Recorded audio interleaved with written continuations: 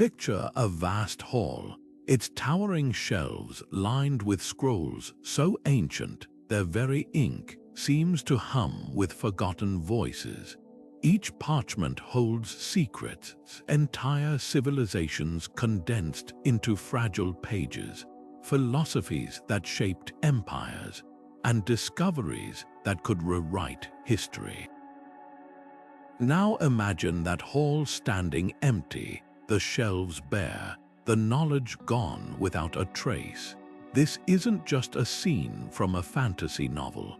It's the haunting reality of some of history's most magnificent libraries, treasure troves of human thought that vanished, taking their irreplaceable wisdom with them. Today, we're stepping into the shadows of these lost sanctuaries of learning, unraveling the mysteries of the epic libraries that vanished without a trace and what they contained. What if I told you that the collective knowledge of entire eras, ideas that could have propelled humanity forward centuries earlier, simply disappeared? Some were lost to fire, others to war, and a few vanished so mysteriously that we're still piecing together their fate. Take the legendary Library of Alexandria, a beacon of ancient scholarship said to hold nearly every scroll in the known world. Its destruction didn't just burn books, it erased lifetimes of innovation, leaving gaps in our understanding of medicine, astronomy, and even early engineering. But Alexandria isn't alone. Scattered across time and continents, other libraries met similar fates, their contents dissolving into myth. What did these collections hold? Whose voices were silenced when their pages turned to dust? This isn't just a story about books. It's about the fragility of human progress, the threads of knowledge that connect us across millennia, and how easily they can snap. Every vanished library leaves behind a ripple, a void where answers should be. What if a cure for a modern disease lay hidden in those lost texts? What if the key to unlocking sustainable energy was scribbled in a manuscript that crumbled centuries ago? As we journey through the echoes of these lost libraries, we'll uncover not just what they contained, but why their absence still matters today. So settle in, because this is a mystery that doesn't just belong to historians. It belongs to all of us. There's something almost magnetic about the idea of a lost library, a place where the collective genius of an era was stored, only to slip through our fingers. It's not just the physical books or scrolls that haunt us, but the weight of what they carried, ideas that could have changed the course of history, voices that might have reshaped our understanding of the world. Think of it like a puzzle with half its pieces missing. We have fragments, glimpses of what these libraries held, but the full picture remains tantalizingly out of reach. That's the heart of their allure. They're not just buildings that burned or crumbled, they're voids where knowledge should be. Consider how much of what we know about the ancient world comes from a handful of surviving texts. Now imagine entire shelves filled with works by philosophers whose names we'll never learn, scientific treatises that predated their time, or epic poems that vanished before they could be recited. The Library of Alexandria, for instance, wasn't just a storage room for scrolls. It was a living, breathing hub where scholars from across the Mediterranean came to debate, discover, and push the boundaries of human thought. Its loss didn't just erase books, it severed a thread of intellectual tradition that might have accelerated progress in ways we can't even fathom. But it's not just the academic impact that captivates us. Lost libraries carry a kind of romantic mystery, like a detective story where the clues are centuries old. Take the legendary Imperial Library of Constantinople, said to have housed over 100,000 volumes before it was sacked. What happened to those texts? Were they burned, scattered, or hidden away in some forgotten corner of the world? The uncertainty fuels our curiosity. turning historians into treasure hunters and archaeologists into storytellers.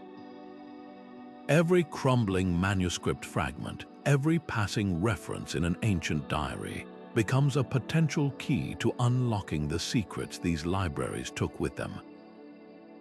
And then there's the emotional pull. These vanished collections weren't just repositories of facts, they were snapshots of humanity itself.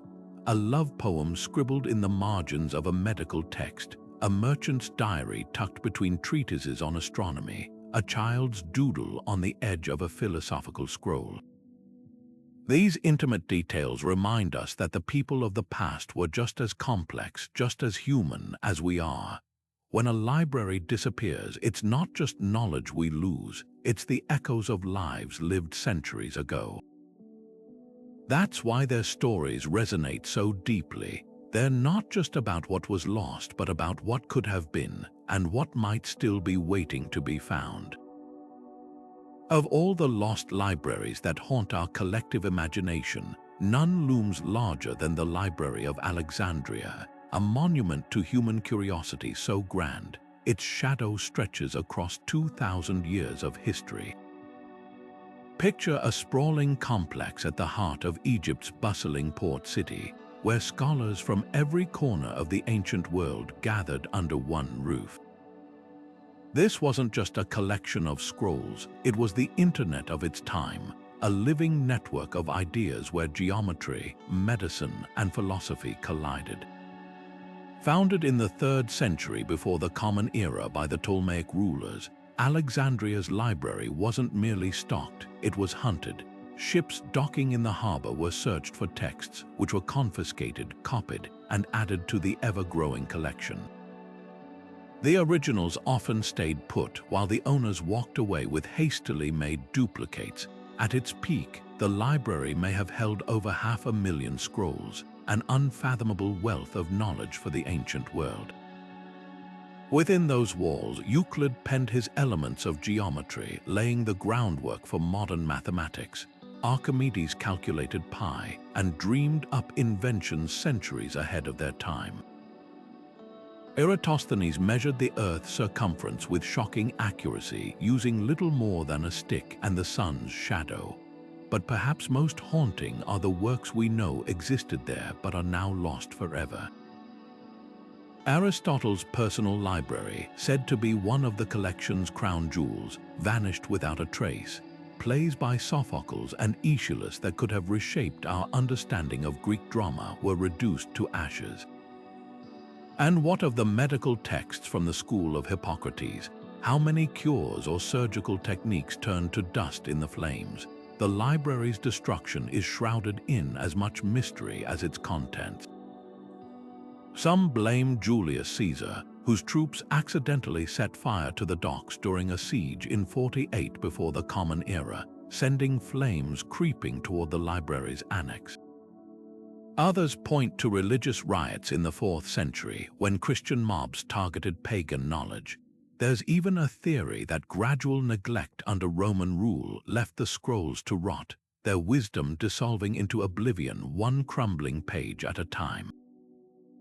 What's undeniable is that the loss wasn't instantaneous, it was a slow unraveling, 1,000 small tragedies over centuries. Each vanished text left a hole in humanity's story, like missing chapters from a book we'll never finish reading. Yet Alexandria's true legacy isn't just in what was lost, but in what it represented, a bold experiment in gathering the world's knowledge in one place. In an age when most libraries served kings or temples, Alexandria was radical in its openness, welcoming scholars from every culture and discipline. That spirit makes its loss so poignant. We're left wondering, if its halls had survived, would we have unlocked the secrets of steam power 2,000 years early? Could the works of its female scholars, like Hypatia, have rewritten the role of women in science? The library's ghost lingers not just in the gaps on our bookshelves, but in the tantalizing possibilities of what might have been. While Alexandria's disappearance often steals the spotlight, another colossal repository of ancient wisdom, quietly endured the chaos of a crumbling empire, the Imperial Library of Constantinople. Nestled in the heart of the Byzantine Empire, this fortress of knowledge stood as a defiant beacon through wars, plagues, and political upheavals for over 1,000 years. Founded in the 4th century of the Common Era by Emperor Constantius II, it wasn't just a library, it was a lifeline, rescuing the fading voices of Greece and Rome from the tides of time. Imagine scribes hunched over lamplit desks, painstakingly copying crumbling papyri onto durable parchment, ensuring that Aristotle's logic and Homer's epics would outlast the empires that birthed them. What set Constantinople apart was its role as a bridge between eras. While the Western Roman Empire fractured, its Eastern counterpart became a vault for the classical world's greatest hits. The library's shelves groaned under the weight of Plato's dialogues, lost histories of Carthage, and scientific treatises that would later fuel the Renaissance. Among its most precious holdings, the Pinaques of Callimachus, an ancient catalogue of Alexandria's own collection, smuggled east as a backup of a backup. But here's the twist. Unlike Alexandria's dramatic flames, Constantinople's loss was a slow bleed. Manuscripts vanished piecemeal, sold off by cash-strapped emperors, looted by crusaders in 1204, or lost to the damp clutches of neglect. By the time the Ottomans stormed the city in 1453, the library had already become a ghost, its treasures scattered like seeds across monasteries and private collections. The real tragedy lies in what we almost saved. Byzantine scholars had compiled encyclopedias summarizing entire fields of knowledge. Think of them as ancient Wikipedia pages. One surviving fragment mentions a text on Roman engineering that described concrete formulas far more durable than our own. Another references a medical scroll detailing early anesthesia techniques. Yet for every scrap we've recovered, 100 more slipped away, taking with them answers to questions we're only now learning to ask. The library's gradual erosion reminds us that knowledge isn't just lost in cataclysms, it fades in whispers, one neglected page at a time. What if Constantinople's halls had stayed intact? Would Leonardo da Vinci have stumbled upon Archimedes' blueprints for steam engines centuries earlier? Could the library's intact copies of Sappho's poems have reshaped our view of ancient literature? Unlike Alexandria's fiery legend, Constantinople's story is one of quiet resilience and quieter loss, a reminder that sometimes the most devastating disappearances aren't marked by explosions, but by the slow turning of a page no one bothers to read. Imagine books so sacred they were believed to hold the very secrets of time itself, not bound in leather or paper, but folded like delicate fans from the inner bark of fig trees, their pages coated with lime plaster and painted with vibrant pigments that whispered stories of the cosmos. These were the Maya Codices, masterpieces of Mesoamerican scholarship where priests recorded the movements of Venus with precision rivaling modern telescopes, where mathematicians worked with the concept of 0 centuries before Europe, where myths intertwined with celestial events in ways we're only beginning to decipher. And then, in the span of a few brutal decades, nearly all of them were reduced to ashes. The story of the Codices reads like a cultural apocalypse. When Spanish missionaries arrived in the 16th century, they saw not the brilliance of Maya astronomy or the poetry of their glyphs, but what they called diabolical characters. In 1562, Bishop Diego de Landa orchestrated a mass burning in the town of Mani, stacking these priceless texts in pyramids and setting them ablaze. The flames consumed histories, medical knowledge, and astronomical tables so accurate they could predict eclipses 500 years into the future. Landa himself later admitted that the Maya showed great grief as generations of scholarship turned to smoke. Only 4 codices survived the purge: the Dresden, Madrid, Paris, and controversially, the Grolier, each a fractured mirror reflecting fragments of a lost world. What haunts historians isn't just the scale of destruction, but how little we understand about what was lost. The surviving codices reveal tantalizing clues, pages filled with calculations tracking Mars and Jupiter, almanacs for planting crops timed to celestial cycles, even instructions for rituals synced to the phases of Venus. One passage in the Dresden Codex details a lunar eclipse from the year 755, calculated centuries before it happened, but these are mere breadcrumbs. The Maya likely produced thousands of codices across their city-states. What groundbreaking concepts vanished in those fires? A treatise on herbal medicine that could rival modern pharmacology. A complete history of the Olmecs, the mysterious predecessors of Maya civilization. The irony is crushing. The very people who dismissed these texts as pagan nonsense were unwittingly burning the New World's equivalent to the Library of Alexandria. Yet the Codices' legacy lingers in unexpected ways. Modern scholars, collaborating with Maya descendants, have pieced together fragments of this intellectual heritage. The Popol Vuh, a Maya creation epic preserved orally and later transcribed, echoes themes found in the surviving codices. Farmers in Guatemala still plant crops using ancestral astronomical knowledge passed down through generations. And in a twist of poetic justice, the very glyphs the Spanish tried to erase are now being revived by linguists and indigenous communities, stitching together a narrative that refused to die. The flames took the books, but not the brilliance behind them, a reminder that some knowledge is too resilient to be erased by fire alone. While Alexandria and Constantinople dominated the ancient world, another intellectual oasis bloomed centuries later under the desert sun: Baghdad's House of Wisdom. Picture a bustling campus where scholars in turbans and robes pored over texts in Arabic, Greek, and Sanskrit, debating under arched courtyards adorned with celestial diagrams.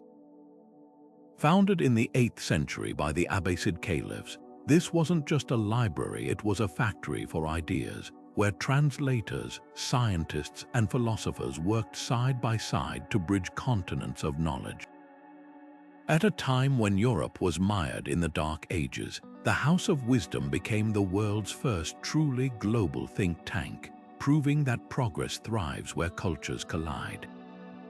What made this place revolutionary wasn't just its collection, though it reportedly housed everything from Ptolemy's star charts to Indian treatises on zero, but its method.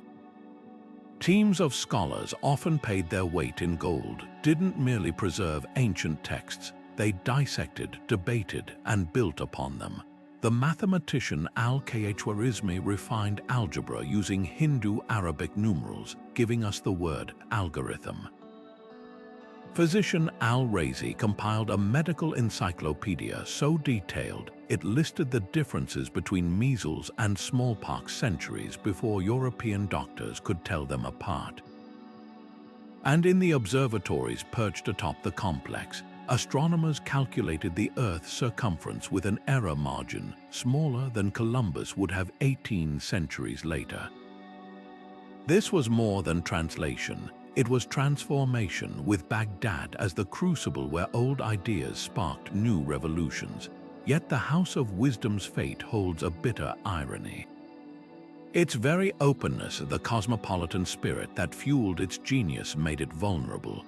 In 1258, Mongol armies under Hulagu Khan stormed Baghdad, dumping so many books into the Tigris River that legend claims the water ran black with ink for months. The destruction wasn't just collateral damage, it was deliberate cultural erasure. Among the lost works was Al-Haytham's groundbreaking research on optics, which might have accelerated the invention of telescopes. Manuscripts on Greek democracy vanished just as Europe entered its feudal Dark Age. Even the library's catalogue, a roadmap to centuries of scholarship, dissolved into the murky waters. But here's what the Mongols couldn't destroy: the ideas that had already escaped. Through trade routes and fleeing scholars, fragments of the House of Wisdom's knowledge trickled westward, eventually igniting the Renaissance. The decimal system we use today, a gift from Baghdad's mathematicians. The star names like Betelgeuse and Aldebaran, preserved by its astronomers. The library's physical form may be gone, but its intellectual DNA lives on in every textbook, every research lab, every time someone builds on the work of strangers from distant lands. Its true legacy isn't just what was lost, but what it taught us about how knowledge travels, how ideas, once set free, can outrun even the mightiest empires. Beneath the swirling Saharan sands lies a secret that rewrites history, not gold or jewels, but something far more precious: the lost libraries of Timbuktu. This fabled city wasn't just a trading post for salt and spices. It was the Oxford of medieval Africa, where scholars penned thousands of manuscripts in ink made from gum, Arabic, and soot. Imagine walking through its 15th century streets, where books were worth more than camels and poets debated astronomy under the stars. These weren't just records, they were revolutions. Medical texts describing surgical procedures centuries before Europe dared to operate. Astronomical charts predicting eclipses to the hour. Legal treatises so sophisticated they influenced courts across 3 continents. The real miracle: how these treasures survived. When invaders threatened Timbuktu's libraries, families buried chests of manuscripts in desert caves or hid them in attic walls. Some were smuggled out in donkey caravans, wrapped in cloth like sleeping children. For generations, guardians passed down keys to secret rooms, whispering, "Protect the words." Their courage preserved what time and turmoil sought to erase, proof that Africa's intellectual golden age rivaled any in human history. One surviving text, the Tariq al-Sudan, details Timbuktu's university system, where 25,000 students studied subjects from mathematics to ethics. Another, a pharmacology manual, lists herbal remedies that modern science is only now validating. Yet the story doesn't end with rescue, it continues with revelation. In 2012, as militants occupied Timbuktu, librarians orchestrated a daring evacuation, smuggling over 300,000 manuscripts to safety in metal trunks and rice sacks. Today, scholars are piecing together their secrets, uncovering surprises at every turn. A 17th century geography text references the Americas before Columbus sailed. A musical treatise reveals scales that influenced blues and jazz. Each page chips away at the myth that Africa was a silent continent waiting for European enlightenment. These weren't just local records, they were global conversations with margins filled in Arabic, Hebrew, and Old Songhai. What does this mean for us? Timbuktu's legacy is a masterclass in cultural perseverance. Its librarians didn't just save books, they safeguarded alternate futures, paths of knowledge that colonialism tried to bulldoze. When we read a Timbuktu manuscript on astronomy, we're not just seeing stars through 14th century eyes, we're witnessing the birth of the scientific method outside Europe's walls. That's why these fragile pages matter more than ever. They're not relics, they're roadmaps showing how knowledge blooms in the unlikeliest soil and how even the quietest voices can echo across centuries. The real treasure of Timbuktu isn't what was lost, but what refuses to stay buried. Long before Oxford or Harvard existed, a sprawling university in ancient India was already shaping the intellectual currents of Asia. Nalanda, a name that still echoes with scholarly reverence. Picture a campus so vast it housed 10,000 students and 2,000 teachers. Its 9-story library towers brimming with palm leaf manuscripts that stretched for miles. This wasn't just a collection of books, it was the beating heart of Buddhist thought, where metaphysics met medicine and astronomy intertwined with ethics. Founded in the 5th century of the Common Era, Nalanda's library didn't just store knowledge, it generated it, producing texts that traveled along Silk Road caravans to Tibet, China, and beyond. What set Nalanda apart was its staggering specialization. Imagine walking past pavilions dedicated solely to grammar, logic, or the art of debate, where scholars dissected every syllable of sacred sutras. The library's catalogue included works on everything from Sanskrit poetry to surgical techniques, with Buddhist texts translated into a dozen languages. Chinese pilgrim Xuanzang, who studied here in the 7th century, described a scriptorium where scribes copied manuscripts around the clock, their ink brushes whispering against parchment. But the real marvel, Nalanda's living library system teachers would often reference texts from memory during lectures, their recitations so precise they could be written down verbatim years later. This oral tradition turned human minds into walking archives, a backup system for knowledge long before the concept existed. Then came the fire. In 1293, Turkic invader Bakhtiar Khilji's armies ransacked Nalanda, burning its libraries for months according to some accounts. The heat was so intense it cracked the library's brick foundations, leaving behind the ghastly red scars visible in the ruins today.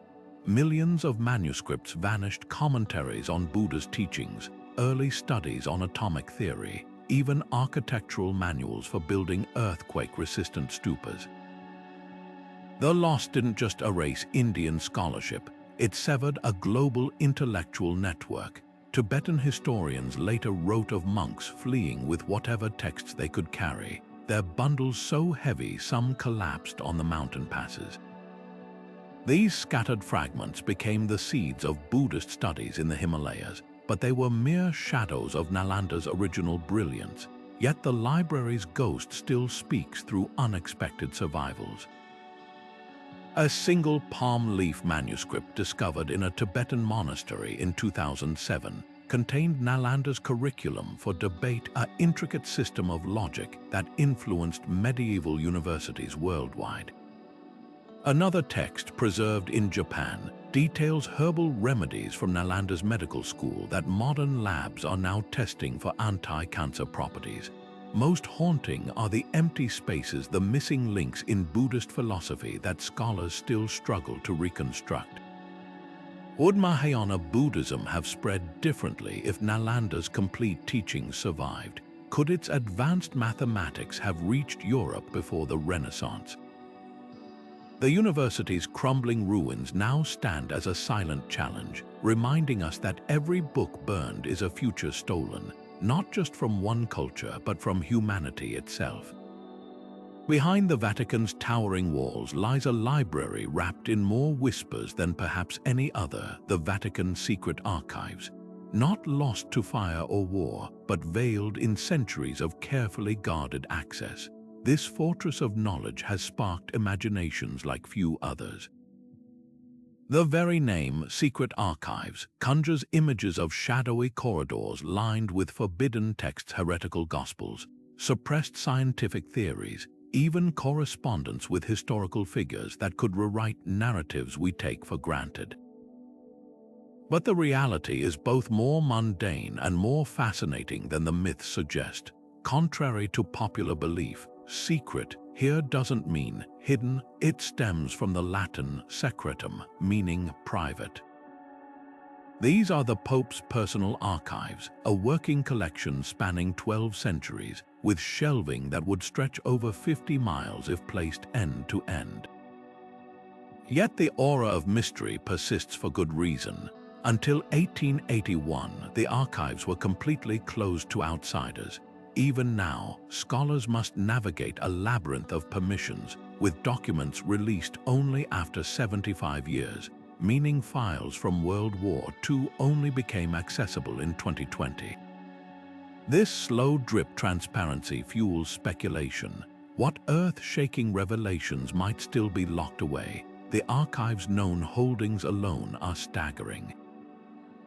Galileo's trial documents gathered dust alongside letters from Michelangelo complaining about pay. There's Henry VIII's plea for annulment, the request that sparked England's break with Rome, and a 12th century scroll so long it unfurls like a medieval PowerPoint presentation. But it's the gaps in the catalogue that truly tantalize. Rumors swirl of an entire section codenamed App, allegedly containing apocryphal texts deemed too dangerous for public consumption. Could fragments of the lost Gospel of Judas or early Christian feminist writings be concealed there? Archivists dismiss such claims, yet the absence of evidence isn't always evidence of absence in a repository this vast. What makes the Vatican's approach unique isn't just what they protect, but how they've mastered the art of selective revelation. In 2012, they exhibited 100 documents to the public for the first time, including a letter from 13th century Mongolian emperors written on bark, demanding the Pope submit to Genghis Khan. Such carefully curated disclosures remind us that control over knowledge has always been a form of power. Unlike Alexandria's tragic destruction, this is knowledge preserved but partitioned, a library lost not to flames, but to the slow erosion of time and the deliberate calculus of access. The real secret may be this: in an age of information overload, the last great mystery isn't what we've lost, but what remains intentionally unseen. Buried beneath the cobblestones of Moscow's oldest streets, there's a rumor that won't die, a whispered legend of gilded manuscripts and forbidden knowledge, all locked away in the lost library of Ivan the Terrible. Picture a treasure hoard unlike any other, not gold or jewels, but shelves groaning under the weight of ancient Greek scrolls, Byzantine illuminated gospels, and texts so rare they could rewrite the intellectual history of medieval Europe. This wasn't just a collection, it was the Tsar's obsession, a vault of wisdom amassed through marriages, wars, and shadowy deals with scholars fleeing the fall of Constantinople. Yet today, not a single confirmed page of Ivan's library has ever been found. So where did it go? Was it ever real, or does it still lie hidden, waiting for some modern-day adventurer to stumble upon its secrets? The story begins with Ivan himself, a ruler as complex as the library he supposedly owned. By the 16th century, Moscow was emerging as the Third Rome, a spiritual heir to the fallen Byzantine Empire. Ivan, crowned Russia's first Tsar, craved the cultural legitimacy that came with ancient knowledge. According to chronicles, his agents scoured monasteries and markets for texts, while his marriage to Byzantine noblewoman Sophia Paleologina allegedly brought shiploads of manuscripts from her family's private collections. The most tantalizing claim, that Ivan inherited a trove of Greek classics rescued from Constantinople's burning libraries, including lost works by Aristotle and Plato. But here's where history gets murky. No inventory survives, and the only proof comes from second-hand accounts by foreign diplomats who claim to have seen the library, or at least heard of its splendor. One ambassador's letter describes a subterranean chamber beneath the Kremlin, its walls lined with chests of manuscripts bound in silver and precious stones. Centuries of searches have turned up nothing, yet the hunt only grows more feverish. In the 1990s, a team of archaeologists using ground-penetrating radar claimed to find hidden chambers beneath the Kremlin's Arsenal Tower. The excitement faded when excavations revealed only old brickwork. Another theory points to the labyrinthine tunnels of the Kitay-Gorod district, where locals whisper of a sealed vault discovered during subway construction in the 1930s and quickly covered up by Stalin's secret police. Even modern technology has limits. Moscow's waterlogged soil and centuries of construction make it nearly impossible to scan underground without disturbing the city above. The irony is palpable. In a metropolis built on layers of its own history, the very ground seems to guard its secrets jealously. But what if the library's true significance isn't in its physical existence, but in what its legend reveals? Ivan's reign marked Russia's desperate bid to position itself as a beacon of Christian learning amid the Protestant Reformation and Ottoman expansion. The idea of a hidden library, whether real or imagined, became a symbol of Moscow's claim to inherited wisdom, a spiritual ark preserving the light of Byzantium. Modern scholars debate whether the whole story might be political theater, a carefully crafted myth to bolster the Tsar's authority. After all, power doesn't just come from what you possess, but from what others believe you possess. Yet the dream persists. In 2018, a team of historians uncovered a forgotten archive suggesting Ivan's grandson, Tsar Alexis, might have moved the collection to a remote monastery only for it to vanish during the time of troubles, a period of war and famine. Others speculate the books were dispersed, their priceless bindings melted down for bullion during crises. Every dead end fuels new theories, from Masonic conspiracies to Nazi looters. The truth may lie somewhere between myth and reality, a reminder that some stories, like the scent of old parchment in a dusty archive, linger long after the pages themselves have turned to dust. And so the search continues, not just for chests of manuscripts, but for the ghost of an idea that somewhere in Moscow's depths the past is still waiting to be read. Imagine a caravan winding through the Taklamakan desert, its camels laden not with spices or silk, but with something far more precious: bundles of scrolls and bound manuscripts, each one a vessel carrying ideas across continents. This was the unseen cargo of the Silk Road, traveling alongside bolts of fabric and sacks of tea. Scattered along those ancient trade routes from Samarkand to Dunhuang stood libraries that served as way stations for knowledge, where Persian astronomers debated with Chinese mathematicians, and Buddhist sutras were translated alongside Greek philosophy. These were the intellectual crossroads of the ancient world, and today their contents are as elusive as the shifting sands that buried them. The scale of what's missing is staggering. Take the Library of the Kingdom of Cotton, a bustling oasis city where Sanskrit, Chinese, and Tibetan texts mingled on the shelves. When archaeologists unearthed fragments of its collection in the early 20th century, they discovered medical treatises describing surgical techniques, star charts mapping celestial movements unknown to Western science, and even plays blending Indian and Central Asian theatrical traditions. But these were just scraps, a hint of the cultural alchemy that once thrived there. Then there's the legendary Library of Gaochang, a melting pot of Manichaean, Nestorian Christian, and Buddhist texts that vanished when the city fell to Mongol invasions. Witness accounts describe monks hastily sealing manuscripts in cave walls, creating accidental time capsules that humidity and insects would later reduce to pulp. What makes these losses particularly haunting is how they represent severed connections. A 9th century Silk Road library wasn't just a storage room, it was a living laboratory of global thought. A single manuscript might bear annotations in 3 languages, its margins filled with debates between travelers from different faiths and disciplines. We know this from the rare survivals, like the Dunhuang manuscripts found sealed in a cave for 1,000 years. Among them was a star map so accurate it included stars invisible to the naked eye, suggesting access to advanced optical tools long before their supposed invention. Another fragment contained a shopping list in Hebrew next to a Buddhist prayer, a mundane yet profound testament to daily life in these hybrid spaces of learning. The Silk Road's greatest tragedy isn't just the burned or disintegrated pages, it's the conversations they might have sparked.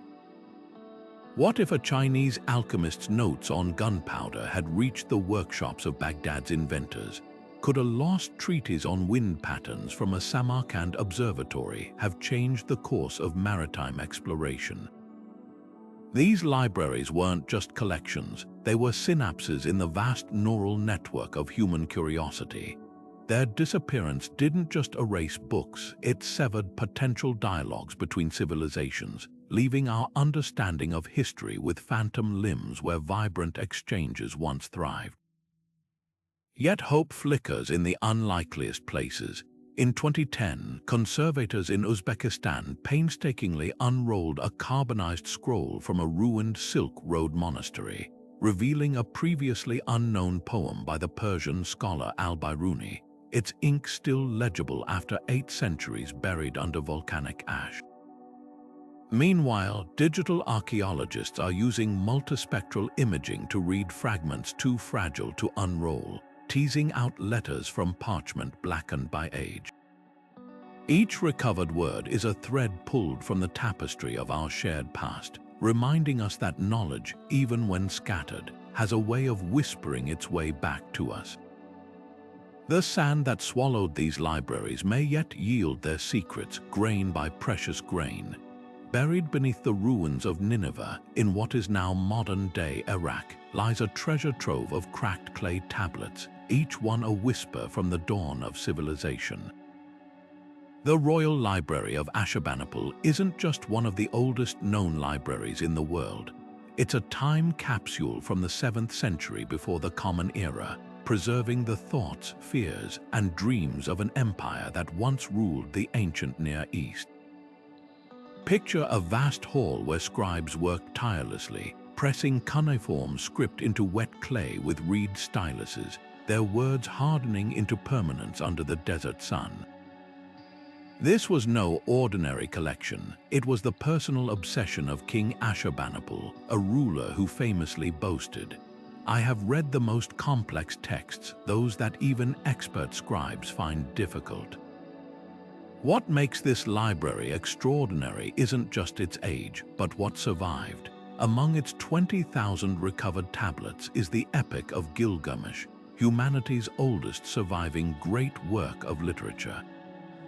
Imagine holding a fragment containing the flood story, a narrative eerily similar to Noah's Ark, etched centuries before the Bible was written, but Gilgamesh is just the beginning.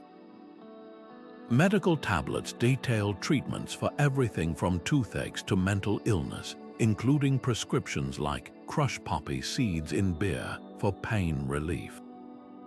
Astronomical records track the movements of Venus with startling precision, while legal documents reveal disputes over land, marriage, and even the first known customer complaint, a merchant named Nanny whining about subpar copper deliveries. Yet for every tablet we've deciphered, countless others crumble into dust before scholars can read them. Some are too damaged, others written in lost dialects. What might they have contained? Lost chapters of Gilgamesh's adventures, philosophical texts predating Socrates by a millennium. The library's real magic lies in its gaps, the tantalizing possibility that somewhere in those ruins lies a tablet that could rewrite our understanding of early human thought. Archaeologists suspect entire sections were dedicated to music theory, advanced mathematics, and even early chemistry, given references to recipes for purifying gold in surviving catalogs. The library's survival is a story of both tragedy and luck. When Nineveh fell in 612 before the Common Era, invaders burned the palace complex, but the flames ironically baked the clay tablets, preserving them for millennia. For centuries, they lay buried under layers of sand and rubble until 19th century archaeologists began unearthing them, often at great personal risk, dodging bandits and disease. Even today, new fragments surface sporadically, sometimes in museum basements where they've been mislabeled for decades. Each discovery peels back another layer of Ashurbanipal's world, revealing a civilization far more sophisticated than we once imagined. What's most striking is the king's motivation. Unlike later rulers who amassed libraries for prestige, Ashurbanipal genuinely revered knowledge. His tablets include personal notes where he critiques scribes' handwriting and demands better copies of rare text. He collected works from across Mesopotamia, sending agents to Babylon and beyond with orders to bring back every tablet you can find. In an era when literacy was often restricted to elites, his library feels like an early democratization of wisdom, a precursor to the modern idea that knowledge belongs to everyone. The real mystery: why Ashurbanipal's name faded from history while his library endured. For centuries after his death, even the location of Nineveh was forgotten, its grandeur reduced to biblical myth. Yet those fragile clay tablets outlasted empires, wars, and the rise and fall of religions. They remind us that the fragility of knowledge isn't a modern problem, it's as old as writing itself. Every time a new tablet is translated, we're not just reading ancient words, we're eavesdropping on a conversation that began 27 centuries ago, one that still has secrets left to share. Of all the libraries lost to history, few leave a void as profound as those of the Aztec Empire, entire repositories of knowledge reduced to ashes in a single catastrophic century. Picture Tenochtitlan's scriptoriums before the Spanish arrived, shelves stacked with accordion-folded codices made from fig bark paper, their pages painted in vivid mineral pigments that told stories of star movements, medicinal herbs, and the very rhythms of time itself. These weren't mere records, they were living maps of the cosmos, blending science, spirituality, and history into intricate glyphs that scribes spent decades mastering. Then, in 1519, Cortez's soldiers stormed the city, and within a generation, systematic destruction turned centuries of accumulated wisdom into smoke and ashes. The scale of loss is almost incomprehensible. Spanish friars like Diego de Landa, yes, the same man who burned Maya codices, boasted of destroying countless Aztec texts in their campaign to erase pagan idolatry.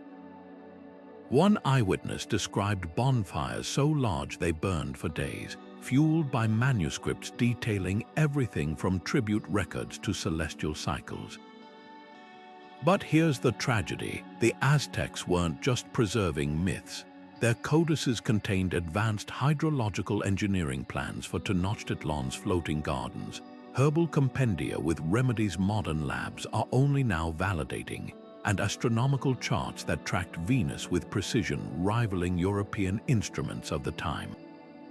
A surviving fragment called the Codex Mendoza reveals tax systems so sophisticated they inspired modern administrative methods, while the Codex Bourbonicus hints at a calendar system far more nuanced than the doomsday myths popularized today.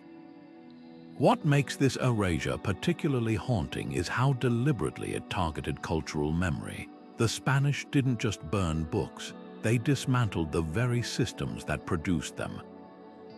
Aztec scribes trained in special schools called Comicac were killed or forcibly converted, severing the chain of knowledge transmission. The few surviving codices, like the Florentine Codex, were often created under duress, with indigenous artists forced to recast their worldview through a Christian lens. Even so, whispers of the old knowledge seep through. A page showing smallpox treatments made from Telosultiosacatl, a medicinal herb, contradicts Spanish claims that Aztec medicine was primitive. Another depicts earthquake-resistant building techniques that modern engineers have tested with surprising success. Yet the greatest mystery lies in what we know we've lost. Chroniclers like Bernardino de Sahagun wrote of a legendary text called the Teomoxtli, or Divine Book, said to contain the entirety of Nahua philosophy and science. Was it destroyed, or could fragments still lie hidden in some forgotten archive? Equally tantalizing are the gaps in surviving material. For a civilization that built aqueducts and mapped the stars, where are their treatises on mathematics or physics? The answer might lie in the accounts of early conquistadors who described men in robes fleeing Tenochtitlan with armfuls of codices as the city fell, a diaspora of knowledge scattered across Mesoamerica, perhaps waiting to be rediscovered. The story of these lost libraries isn't just about the past. It's about how easily dominant narratives can overwrite entire ways of knowing. When we reduce the Aztecs to stereotypes of sacrifice and conquest, we replicate the very erasure begun 5 centuries ago. But every time a botanist identifies an ancient remedy in a surviving codex, or an architect draws inspiration from Tenochtitlan's urban plans, that broken thread of knowledge is momentarily rewoven. The flames took the pages, but not the ingenuity behind them, a reminder that some ideas are too resilient to stay buried forever. While Alexandria's library often dominates the spotlight, another ancient powerhouse quietly reshaped the course of intellectual history, the Library of Pergamum. Tucked into the hills of modern-day Turkey, this rival institution wasn't just competing for scrolls, it was revolutionizing how knowledge was preserved. Imagine a city where the very air smelled of innovation, where artisans perfected parchment, thin, durable sheets of treated animal skin, because Ptolemaic Egypt had cut off papyrus exports to stifle competition. This wasn't just a library, it was a declaration of independence for ideas, a statement that knowledge couldn't be monopolized. Pergamum's collection was legendary, rumored to hold over 200,000 scrolls at its peak. But what set it apart was its focus. Where Alexandria cast a wide net, Pergamum specialized. Its scholars became synonymous with breakthroughs in medicine, thanks to the physician Galen, who studied there and later influenced Roman and Islamic medicine for centuries. The library's halls buzzed with debates on anatomy, with texts so detailed they described neural pathways centuries before modern neuroscience, yet its influence stretched beyond science. Early Christian theologians like Clement of Alexandria later drew from Pergamum's philosophical works, blending Greek thought with emerging Christian doctrine. The library's decline reads like a slow unraveling of fortune. When Rome absorbed Pergamum in 133 before the Common Era, Mark Antony famously gifted much of its collection to Cleopatra, a symbolic transfer of intellectual capital back to Alexandria. Earthquakes and shifting trade routes further dimmed its prominence until the rise of Constantinople siphoned away its scholars. But here's the haunting question: what unique texts vanished in that fade to obscurity? Surviving references hint at lost plays by Euripides, alternative versions of Homer's epics, and perhaps most intriguingly, treatises on dream interpretation that may have inspired Freudian psychology 2 millennia later. Pergamum's true legacy lies in the unseen. Its parchment revolution outlasted the library itself, becoming the standard medium for preserving knowledge across Europe. The very word parchment derives from pergamna, a tribute to the city's innovation. Yet for all its contributions, Pergamum remains a ghost in the story of ancient scholarship, a reminder that even the brightest flames can flicker out, leaving only echoes of what might have been.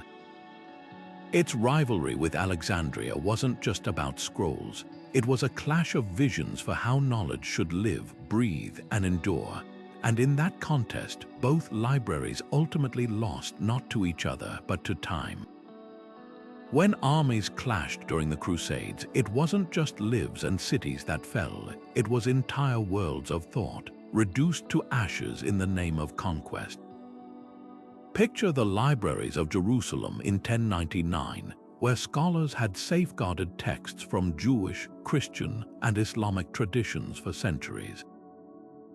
As Crusader forces breached the city walls, these repositories of shared knowledge were ransacked, their contents scattered or burned alongside the bodies of the defenders.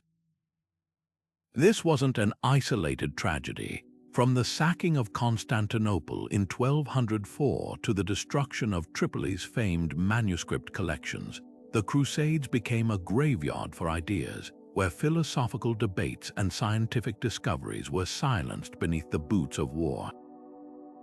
What made these losses so devastating was their deliberate nature. In many cases, libraries weren't collateral damage, they were targets. When European knights stormed the Syrian city of Mara in 1098, chroniclers describe how priceless Arabic manuscripts were torn apart to stuff saddlebags or burned for warmth during winter sieges.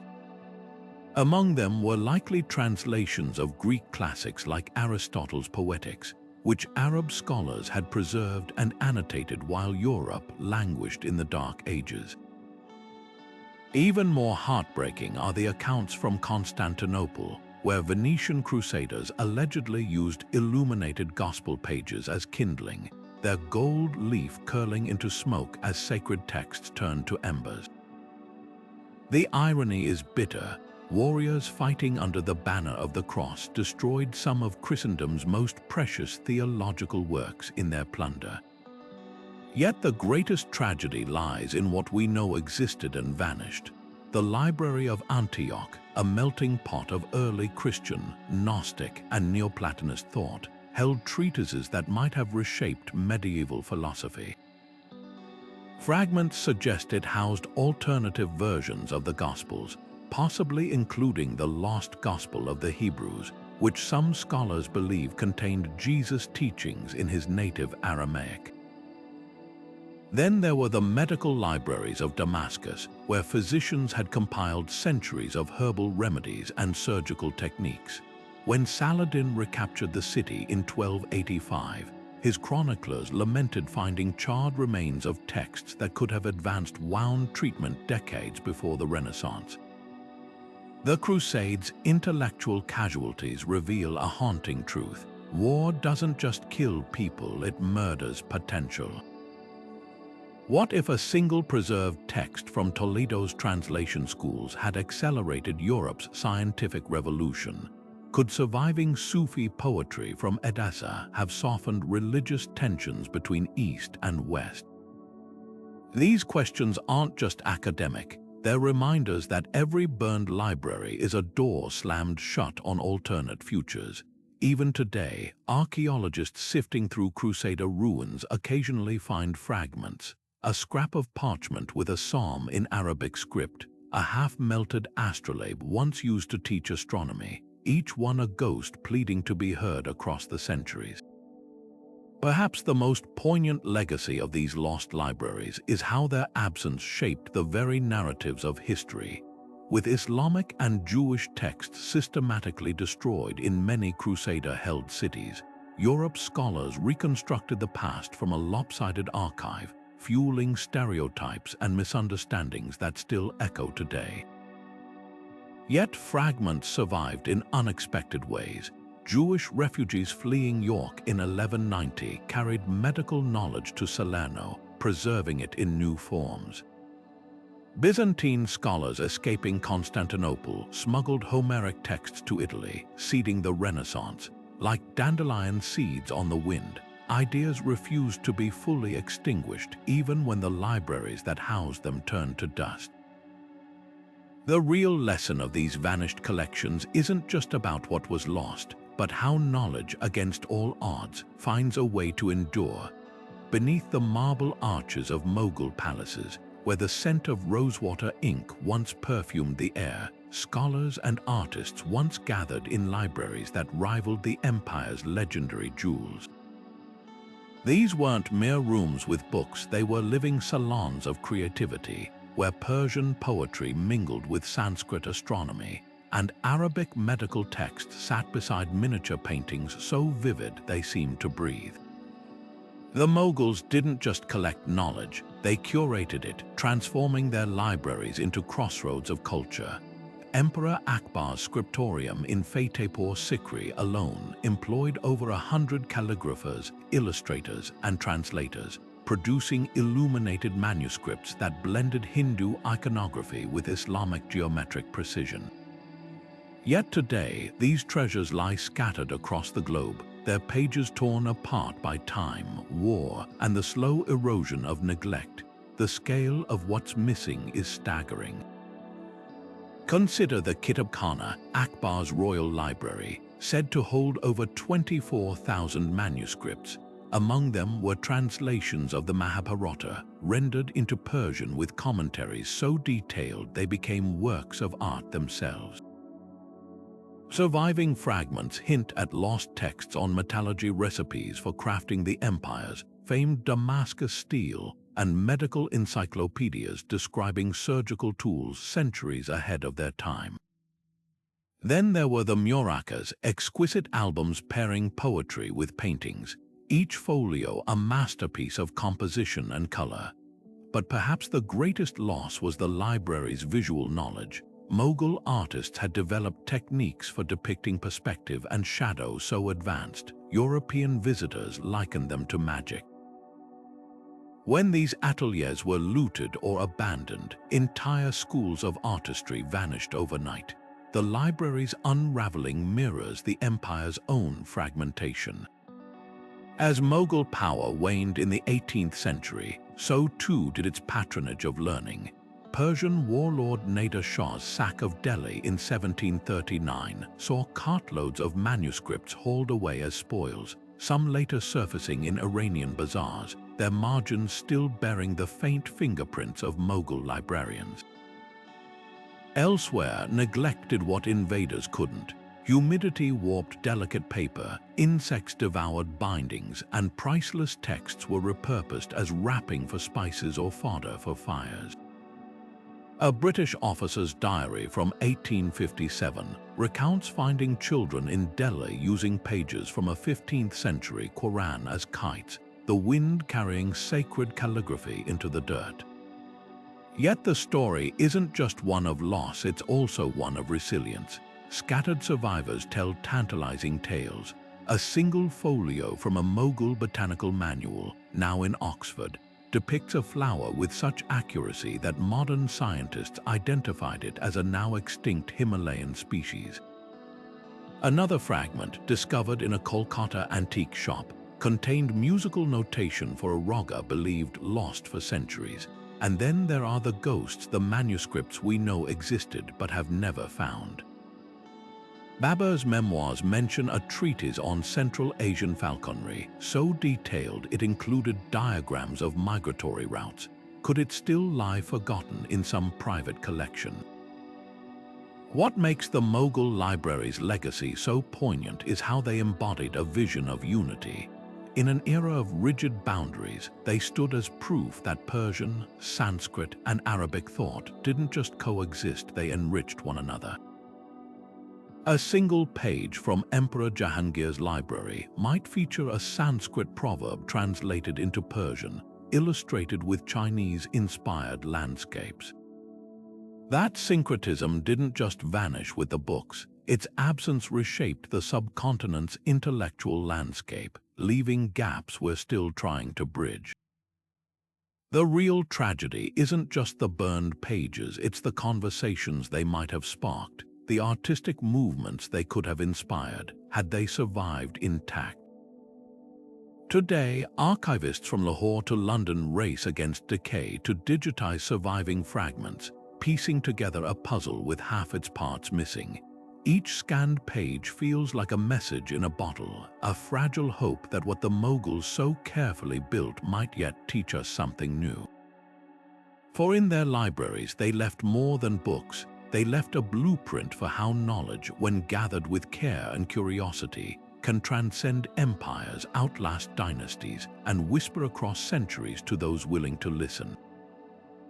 Rising from the ruins of Ephesus like a ghost of marble and intellect, the Library of Celsus stands as one of antiquity's most heartbreaking illusions, a breathtaking facade that outlasted the very knowledge it was built to protect. Picture this: sunlight glinting off Corinthian columns, statues of wisdom, virtue, and knowledge gazing down from niches, their stone eyes forever guarding empty shelves. Built in the 2nd century to honor Roman Senator Tiberius Julius Celsus, This wasn't just a repository of scrolls, it was a monument to the idea that learning could be immortal. With space for 12,000 scrolls, its collection was modest compared to Alexandria's, but its influence rippled across the Mediterranean. Scholars came to study its legal texts, physicians pored over medical scrolls, and poets sought inspiration in its halls. Yet today, all that remains is the shell, a gorgeous sarcophagus for ideas long turned to dust. What set Celsus apart wasn't just its contents, but its revolutionary design. This was one of the first libraries built with an east-facing entrance, flooding reading rooms with morning light, an architectural innovation that medieval monasteries would later emulate. The scrolls were stored in recessed cabinets along the walls, protected from humidity by a hollow double-wall system so advanced, modern conservators still study its principles. But the real genius lay in its dual purpose, part library, part mausoleum. Celsus himself was buried beneath the floors in a marble sarcophagus, a literal fusion of knowledge and legacy. Visitors didn't just come to read, they came to commune with the past, walking over the bones of the man who'd made this sanctuary possible. The scrolls that once filled those cabinets haunt historians like phantom limbs. Ephesus was a crossroads of cultures, so the collection likely blended Roman law with Greek philosophy, Egyptian astronomy, and Persian mathematics. A surviving catalogue from a nearby temple mentions texts on dream interpretation that may have influenced Freud 2 millennia later. Other fragments hint at lost plays by Euripides, alternative versions of Homer's epics, and maritime maps so accurate they included trade winds unknown to European sailors until the Renaissance. But the most tantalizing gaps involve medicine. Celsus's own writings preserved elsewhere describe surgical techniques for cataracts and hernias that wouldn't be matched for 1,500 years. How many more breakthroughs were recorded in the library's scrolls, only to vanish when the Goths sacked Ephesus in 263? The library's fate is a slow-motion tragedy. Unlike Alexandria's sudden blaze, Celsus suffered death by 1,000 cuts. After the Gothic raid, earthquakes toppled its upper floors. Crusaders repurposed its marble for fortifications. By the time archaeologists unearthed it in the 19th century, even the graffiti left by Roman visitors had faded. Yet in a twist of irony, the very beauty that made it a target also ensured its survival. The facade was too stunning to fully dismantle. Today, tourists pose before its reconstructed columns, unaware they're snapping photos of the world's most elegant cenotaph, a tomb not for a man but for the ideas he cherished. Perhaps the library's greatest lesson lies in what it represents, the tension between memory and monument. We can rebuild the arches, but not the arguments that echoed beneath them. We can polish the statues, but not the scrolls they once guarded. Celsus endures as a metaphor for all lost libraries, proof that stone can outlast thought, and that the most enduring legacy of knowledge isn't in its containers, but in the minds it ignites. The real tragedy isn't that the books burned, it's that the conversations they sparked died with them, leaving us to wonder what dialogues between those long-gone scholars might have taught us today. High in the Andes, where the air thins and the condors circle, the Incas built an empire without a single written word, yet their libraries may have been among the most sophisticated in history. Imagine archives not of bound pages, but of tangled, colorful cords swaying gently in mountain breezes. Quipus, intricate knotted strings that some scholars believe encoded everything from tax records to epic poetry. These weren't mere accounting tools, they were the DNA of an entire civilization's knowledge, a three-dimensional language spun from wool and cotton. Unlike the scrolls of Alexandria or the codices of the Maya, the Incas' libraries defied every convention of literacy, challenging us to rethink what it means to remember. The genius of the quipu lay in its complexity. Each knot's position, size, and even the direction of its twist held meaning, while the colors of the cords, dyed with cochineal insects or lapis lazuli, added layers of symbolism. A single quipu could track harvests across thousands of terraced farms, recording quantities of maize or potatoes with mathematical precision. But here's the mystery. Spanish chroniclers wrote of historical quipus that narrated the rise and fall of dynasties, and even judicial quipus used in courts to cite precedent. One account describes a quipu so elaborate it took 3 men to lift, its knots weaving a saga of mythical heroes and celestial events. If true, these were more than spreadsheets. They were the Inca equivalent of Homer's Odyssey, written not in ink but in fiber. Yet the system's very brilliance became its curse. When the Spanish arrived in the 16th century, they dismissed quipus as pagan witchcraft, burning them by the thousands. Only about 600 survive today, most reduced to cryptic puzzles without their interpreters, the quipucamayocs, or keepers of the knots, who were executed or silenced. Modern researchers face a paradox. We have the physical quipus, but without the living tradition to decode them. It's like holding a book in a language no one speaks. Recent breakthroughs, however, offer glimmers of hope. Anthropologists working with indigenous communities in Peru have identified patterns suggesting quipus used a base 10 system, echoing the Incas' famous mathematical prowess. Even more tantalizing, some knots appear to correspond to syllables from Quechua, the Inca language, hinting at a true writing system hiding in plain sight. The loss of these libraries isn't just about missing data. It's about losing an entire way of thinking. Unlike alphabets that flatten ideas onto pages, quipus engaged multiple senses: the tactile feel of knots, the visual rhythm of colors, even the spatial relationships between strands. They were performative texts meant to be read aloud by trained hands, their meanings unfolding through touch and recitation. What might we learn if we could hear a quipu's story the way its maker intended? Perhaps the answer lies in the unlikeliest of places. Highland elders still use simplified quipus for livestock counts, preserving fragments of the old techniques. Meanwhile, computer scientists are applying AI to analyze knot patterns, treating quipus like an ancient algorithm waiting to be debugged. The real tragedy of the Incas' lost libraries isn't just the knowledge burned or forgotten, it's the reminder that literacy wears many faces.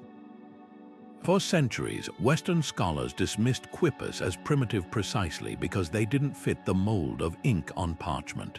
Now, as we chip away at their secrets, we're forced to confront a humbling truth. Entire civilizations thrived with ways of recording thought that we're only beginning to comprehend. The quipus that survive aren't just artifacts, they're invitations to expand our definition of wisdom, to listen for the whispers of the past not in words, but in the silent language of knots. Deep within Beijing's Imperial Quarter, behind vermilion walls that once echoed with the murmurs of scholars, stood the Hanlin Academy, a sanctuary of wisdom so revered, its librarians held ranks equal to ministers. For nearly 1,000 years, this was the intellectual engine of Imperial China, where the brightest minds curated scrolls on everything from statecraft to celestial mechanics. The Academy's library wasn't just a collection, it was the living memory of a civilization, its shelves heavy with annotated Confucian classics, handwritten commentaries by emperors, and scientific treatises that mapped the heavens with startling precision. Yet by the early 20th century, flames and looting would reduce this treasure house to ashes, leaving behind a void in China's cultural memory as vast as the empire itself. The Hanlin's golden age under the Ming and Qing dynasties was a marvel of organized knowledge. Imagine scriptoriums where scribes copied texts in perfect unison, their brushes moving like reeds in a synchronized breeze. The library's cataloging system was so meticulous it inspired modern archival methods, with texts classified into three tiers: sacred Confucian works, historical records, and practical manuals on agriculture, law, and medicine. Among its rarest holdings were the Yongle Encyclopedia, a sprawling 11th century compendium of all known knowledge spanning over 11,000 handwritten volumes. Only 400 survived today. Hundreds more vanished when the Hanlin burned, taking with them irreplaceable records of early Chinese inventions like the seismograph and nautical compass. Disaster came not with a single blow, but in waves of violence that mirrored China's turbulent 19th century. During the Boxer Rebellion of 1900, fire swept through the academy as foreign troops clashed with rebels in the streets outside. Flames consumed delicate rice paper manuscripts on alchemy and mathematics, while looters carried off priceless Tang Dynasty poetry collections, some later surfacing in European auction houses. But the greatest loss wasn't the ancient texts, it was the Hanlin's working library. Generations of civil service examination essays that revealed how China's governing philosophies evolved.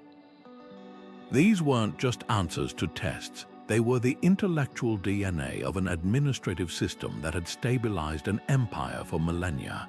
Without them, scholars struggle to trace the nuanced debates that shaped Chinese statecraft. The Academy's ruins hold a painful paradox. While the Confucian classics survived elsewhere in copies, the Hanlin's unique marginalia, emperor's handwritten notes, scholars' heated debates in tiny characters between lines, gave those texts their living context. A surviving fragment from a Song Dynasty scroll shows how librarians used colored inks to layer commentaries across centuries, creating a literal dialogue between generations. Modern researchers liken these losses to burning the annotated drafts of Shakespeare's plays. We'd still have the stories, but never know how they were crafted. Yet whispers of the Hanlin endure. In 2008, conservators at the National Library of China discovered a forgotten cache of water-damaged scrolls in a basement. 97 texts identified as Hanlin survivors, their seals still legible. One contained a 10th century star chart correcting earlier celestial calculations, proving Chinese astronomers refined their models centuries before Copernicus. Another held a Tang-era recipe for ink that chemists found retained its vibrancy after 1,200 years, a formula now used to preserve surviving artifacts. These fragments remind us that knowledge, even when scattered, never fully disappears. The Hanlin may lie in ruins, but its legacy lingers wherever a scholar pores over a text, adding their voice to an ancient conversation that refuses to end. Beneath the gilded domes of the Kremlin, a rumor has whispered through centuries of Russian history, a lost library so vast it could rewrite our understanding of Eurasian intellectual heritage. The fabled collection of the Tsars wasn't just a handful of rare books. It was said to be a labyrinth of illuminated Slavic chronicles, Byzantine theological treatises bound in jeweled covers, and even Mongol maps detailing trade routes stretching from Moscow to Beijing. Ivan the Terrible allegedly stockpiled these treasures in a secret underground vault, while Catherine the Great boasted of acquiring entire libraries from fallen noble houses. Yet despite decades of searches from Soviet-era archaeological digs to modern ground-penetrating radar scans, no definitive trace has ever surfaced. The absence is so perplexing, it raises a tantalizing question. Was this library ever real, or is its very elusiveness the point? What makes the Tsar's lost collection so haunting isn't just the potential knowledge it held, but the political theater surrounding its myth. When Ivan Roman IV married Sophia Palaeologina, niece of the last Byzantine emperor, her dowry reportedly included crates of manuscripts salvaged from Constantinople's fallen libraries. Diplomatic records from the 16th century mention Polish envoys being shown a chamber of Greek books as proof of Moscow's claim to be the Third Rome. Yet these displays were likely carefully curated illusions.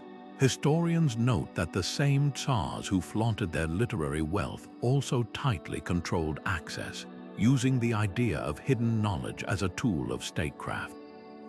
A library no outsider could verify became the ultimate power, move a celestial vault of wisdom only the autocrat could unlock.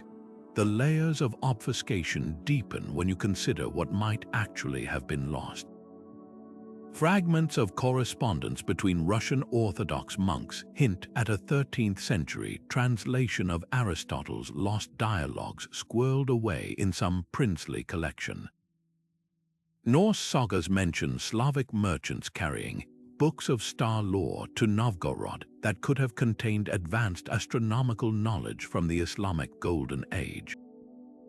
Even more intriguing are the gaps in Russia's own literary record. The country's first printed books date only to the 16th century, so where are the earlier manuscripts that must have existed? The answer might lie in the Great Fire of Moscow in 1571, which chroniclers claim consumed countless volumes stored haphazardly in the Kremlin's basements. Yet the most compelling theory isn't about loss, it's about transformation. Some scholars argue the Tsar's library was never a single collection, but a scattered network of monastic and private holdings deliberately kept decentralized to prevent capture during invasions. When Peter the Great modernized Russia in the 18th century, these fragments may have been absorbed into new institutions like the Imperial Public Library, their origins deliberately erased to fit a westernized narrative. Others suggest the Bolsheviks inadvertently scattered the last remnants during their zealous redistribution of aristocratic property in the 1920s, with priceless folios ending up as grocery wrappers or stove kindling in remote villages. The enduring mystery of the Tsar's library speaks to something deeper than missing books. It's about the fragility of cultural memory in a land perpetually torn between East and West. For centuries, Russia's rulers wielded knowledge as both sword and shield, alternately showcasing and concealing their intellectual heritage to suit political needs. The library's ghost lingers not in dusty vaults, but in the unresolved tension between what Russia was, what it claimed to be, and what it might yet reveal when the right combination of scholarship and luck finally cracks its oldest code.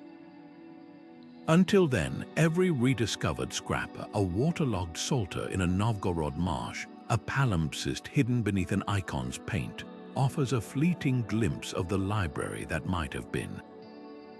Buried beneath the dry plains of modern-day Pakistan and India, the Indus Valley civilization thrived over 4,000 years ago with a sophistication that still mystifies archaeologists. Their cities boasted grid-like streets, advanced drainage systems, and even multi-story buildings, yet one glaring absence echoes louder than any ruin: their script.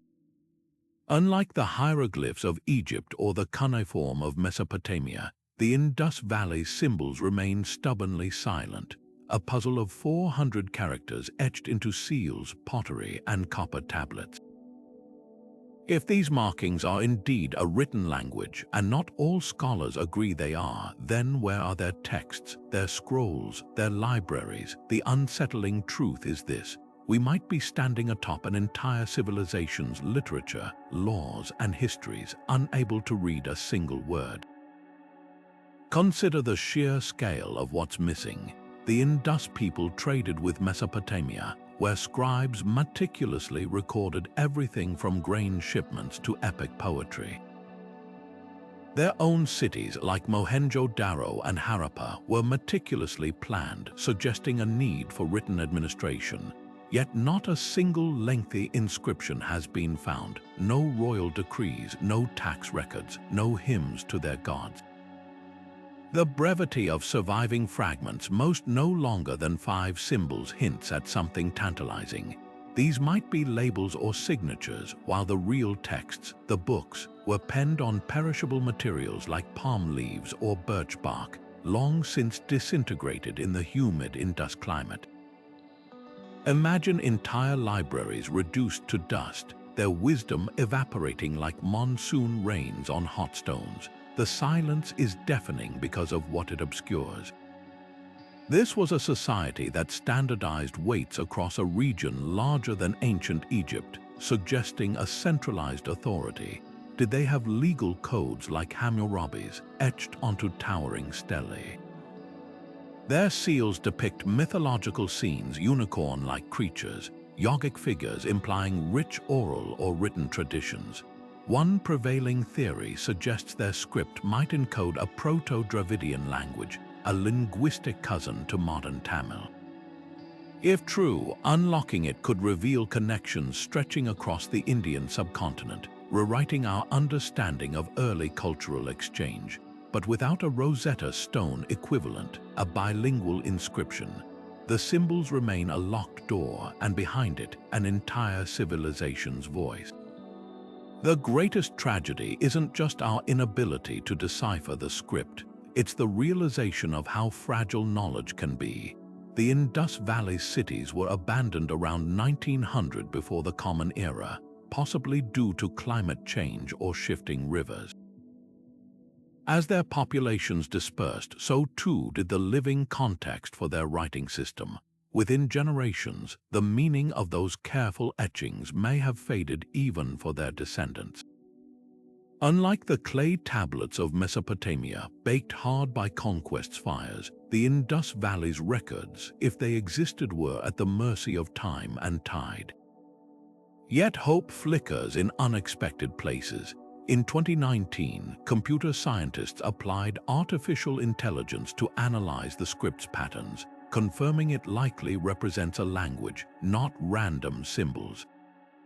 Meanwhile, excavations at smaller Indus sites continue to uncover longer inscriptions, each one a potential key. Perhaps one day, a clay tablet buried beneath the silt-will surface, bearing the same message in both Indus script and Akkadian.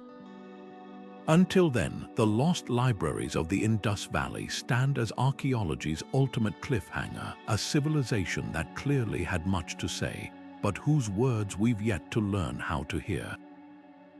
Their silence reminds us that history isn't just written by the victors. Sometimes it's erased by the very passage of time, leaving behind only echoes and questions.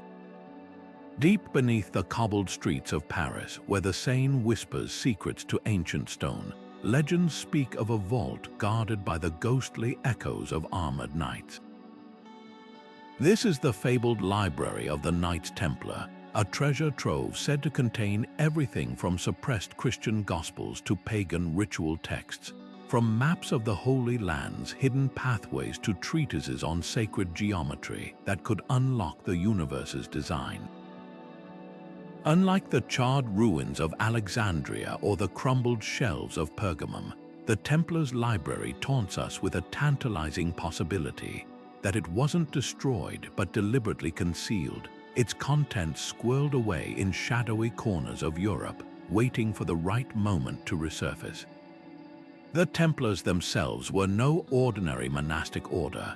Founded in 1119 to protect pilgrims traveling to Jerusalem, they evolved into history's most enigmatic bankers' warriors, their vaults overflowing with gold, their influence stretching from London to Acre. But it's their rumored intellectual hoard that truly ignites imaginations. Chroniclers from the Crusades mention Templar commanderies housing chests of writings too dangerous for common eyes, while trial records from their brutal suppression in 1314 reference a great book bound in silver that vanished before King Philip's men could seize it. Some scholars argue these were merely financial ledgers. The order was, after all, medieval Europe's most sophisticated creditor. Others insist the truth is far stranger. Consider the timing.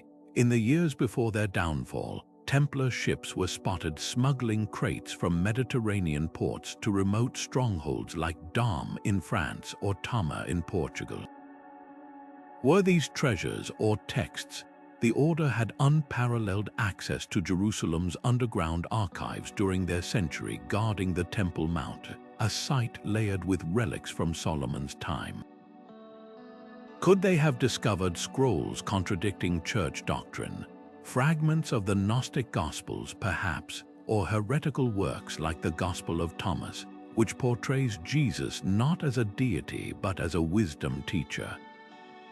The Templars' sudden interest in esoteric geometry, evident in their Gothic cathedrals' precise alignments, hints at knowledge beyond Orthodox Christianity. Then there's the mystery of their destruction. When Philip the Fair ordered the Templars arrested on Friday, the 13th of October 1307, his agents scoured their preceptories for evidence of heresy. Yet despite meticulous inventories, no central library was ever documented. This absence fuels theories ranging from the plausible to the fantastical. Some historians suggest the collection was dispersed to sympathetic noble families or hidden in Cistercian monasteries, their austere cousins in faith. Conspiracy theorists whisper of a surviving faction spiriting texts to Rosslyn Chapel in Scotland, its carvings a coded catalogue of forbidden lore. Even the Vatican's secret archives hold a curious gap, a 13-page hole in the Templar trial records where an inventory might have been. The most compelling clue, however, lies in the order's strange symbology. Templar chapels across Europe are adorned with carvings of the Baphomet, not the goat-headed demon of later myth, but an androgynous figure often holding a book. Could this be a cipher for their lost library? Modern researchers like Barbara Frail have uncovered trial testimonies describing initiation rites where recruits kissed, a volume whose pages shone like moonlight. Was this the infamous Silver Book? If so, its contents and fate remain one of history's great silences. Perhaps the truth lies somewhere between myth and reality. The Templars were masterful mythmakers themselves, cultivating an aura of mystery to intimidate rivals. Their lost library may be less a physical archive than a mosaic of fragments, a smuggled Hebrew text here, a Coptic scroll there, scattered like breadcrumbs across Europe's intellectual landscape.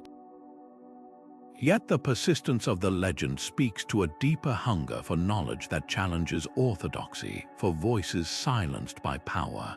Whether the library was burned, buried, or never existed at all, its ghost lingers in every unexplored crypt, every faded manuscript waiting to be read anew. The real treasure isn't gold or jewels, but the possibility that somewhere, even now, a parchment lies hidden, its ink still bright with truths too dangerous to forget. When we think of ancient Egypt, towering pyramids and golden sarcophagi dominate the imagination. But what about their libraries? The sands of the Nile Valley almost certainly concealed vast repositories of knowledge, places where scribes meticulously copied spells from the Book of the Dead, where astronomers tracked the flooding of the Nile with mathematical precision, and where physicians recorded remedies that would influence Hippocrates himself. Yet, unlike the clay tablets of Mesopotamia or the scrolls of Greece, Egypt's literary treasures were penned on papyrus, a fragile medium that crumbled to dust in tombs or dissolved in the damp of forgotten storerooms. The result, a civilization that left behind monumental stone but only whispers of its written wisdom. Consider the scale of what's missing. Temples like Edfu and Karnak likely housed houses of life, scriptoriums where priests preserved sacred texts on everything from dream interpretation to temple construction. The famed medical scrolls of Imhotep, referenced in Greek sources as masterworks of early surgery, have vanished entirely. Even the legendary Library of Alexandria, though built on Egyptian soil, contained mostly Greek and foreign texts, what native knowledge might have been overlooked or deliberately excluded. The absence is especially haunting when you examine surviving fragments. A single scrap from a Middle Kingdom medical text describes a method for setting broken bones that wouldn't be matched until the 18th century. What other breakthroughs were lost when the Nile's humidity claimed its papyrus archives? The irony is cruel. A culture obsessed with eternity failed to preserve its own intellectual heartbeat. While pharaohs built tombs to withstand millennia, their libraries, if they existed as formal collections, left no trace. Some scholars argue this was deliberate. Sacred knowledge, like the rituals to navigate the afterlife, may have been guarded so closely that only oral transmission was permitted. Others point to practical realities. Papyrus, though revolutionary for its time, was no match for floods, insects, or the occasional purge of heretical ideas, like Akhenaten's radical sun worship texts, systematically erased after his death. Even the famous Rosetta Stone, which unlocked Egyptian hieroglyphs, was a bureaucratic afterthought, a tax decree carved in stone, not wisdom meant to endure. Yet tantalizing clues persist. In 2013, archaeologists excavating a harbor near Alexandria uncovered waterlogged papyrus fragments in a sunken temple. Among them, a physician's notes on treating eye infections using honey and copper salts, a remedy modern science has since validated. Another fragment, found in a Theban tomb, contained star charts so precise they could only have been compiled over centuries of observation. These fragile survivors hint at an intellectual tradition far richer than the stereotype of a death-obsessed culture. Where are their philosophical debates? Their love poetry, their manuals on statecraft, the disconnect between Egypt's material grandeur and its missing literature leaves us with a civilization half understood, like a mural with its pigments faded, its story incomplete. The greatest loss may not be the texts themselves, but the voices they carried. When we read Homer or Plato, we hear ancient Greeks speaking directly across the ages. Egypt's scribes, by contrast, reach us through fragments and second-hand accounts, their words filtered through Greek historians or carved cryptically on tomb walls. What might we learn if we could browse the shelves of a Ramses-era library? Perhaps treatises on ethics from the Vizier Tohotep, or engineering plans for the pyramids that reveal techniques still baffling modern architects. The silence of these lost libraries isn't just an absence, it's a challenge, reminding us that for all our discoveries, the past still guards its deepest secrets jealously. And so the search continues, not just for hidden chambers beneath the sands, but for the echoes of a conversation that began 5,000 years ago, waiting to be heard again. Hidden within Istanbul's Topkapi Palace, where the whispers of viziers and sultans still seem to linger in the air, lay one of history's most overlooked treasure troves, the Imperial Libraries of the Ottoman Empire. Picture vaulted chambers lined with cedar shelves, each holding manuscripts so exquisite their illuminations glowed like captured sunlight.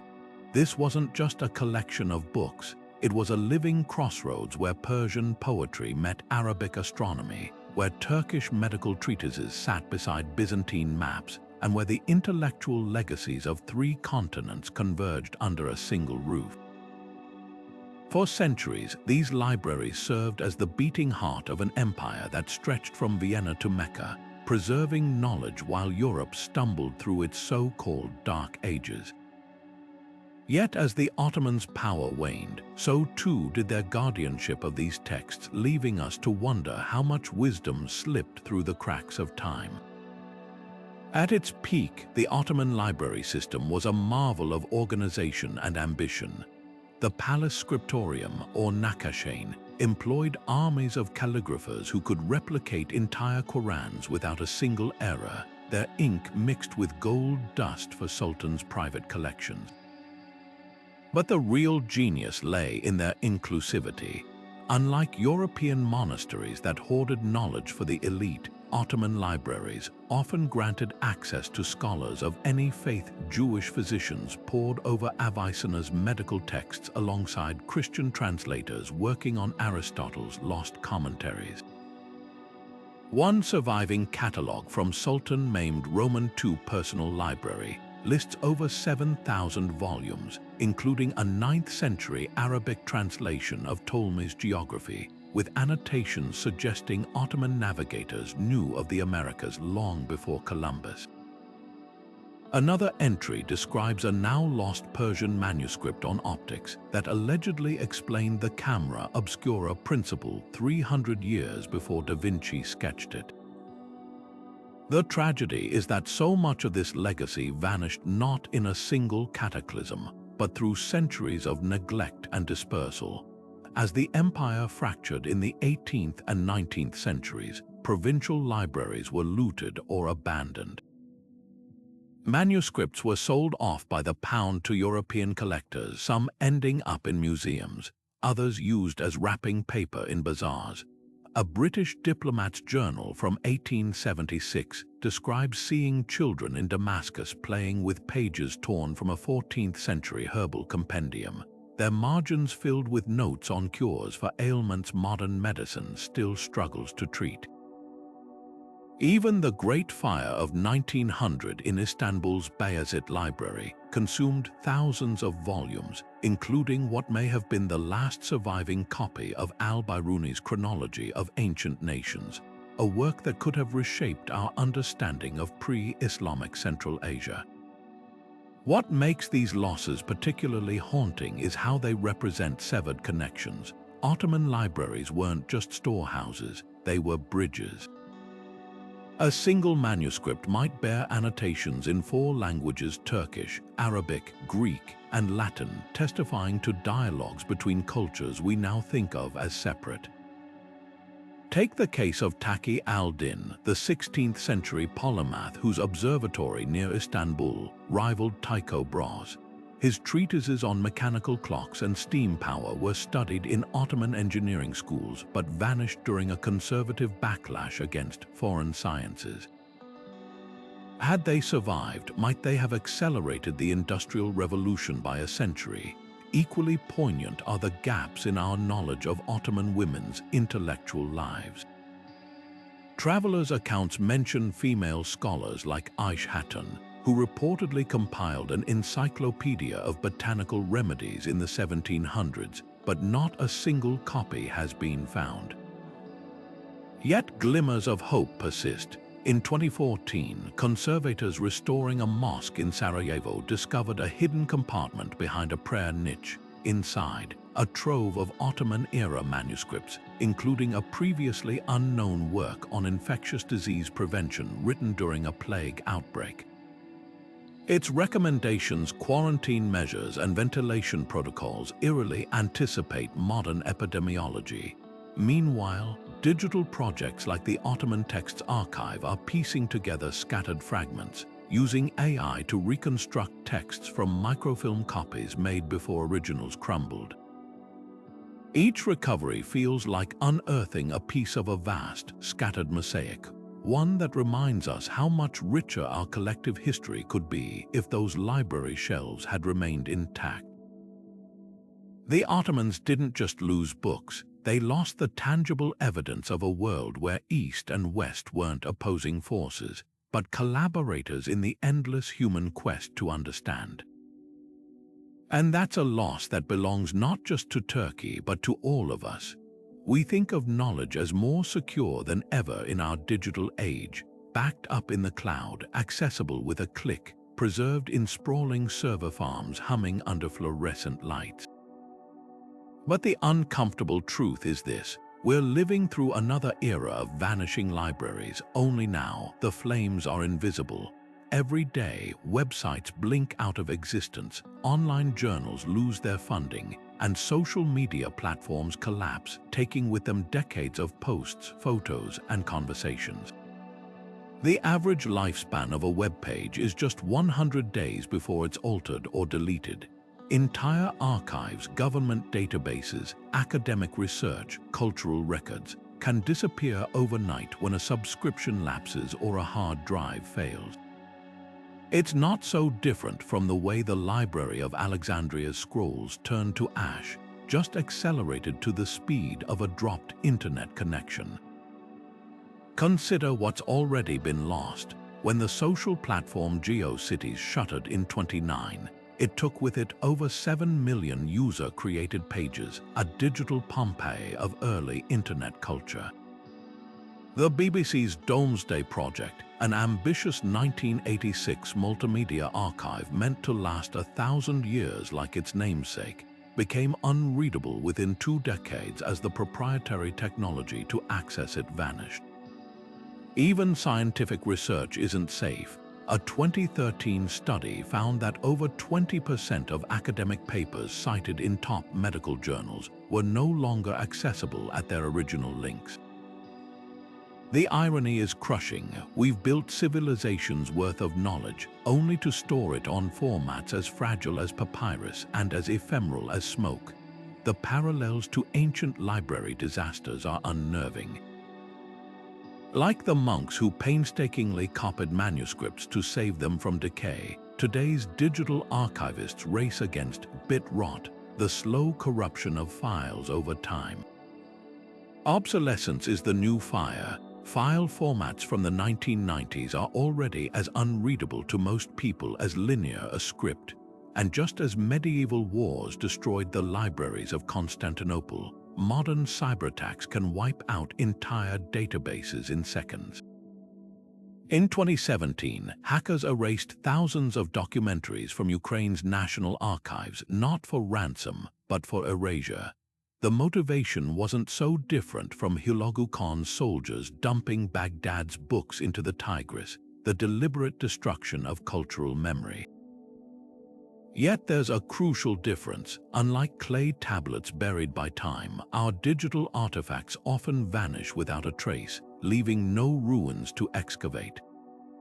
When MySpace lost 12 years of music uploads in a server migration, decades of indie artists' work disappeared overnight. No fragments, no charred hard drives to piece together. This is extinction without fossils. The real danger isn't just losing data, it's forgetting that it ever existed. Historians knew to hunt for Ashurbanipal's library because ancient texts mentioned it. Will scholars a century from now even realize how much 21st century knowledge has evaporated from the ephemeral platforms we treated as permanent? But here's the hopeful twist. We might be the first civilization with the tools to outsmart our own fragility.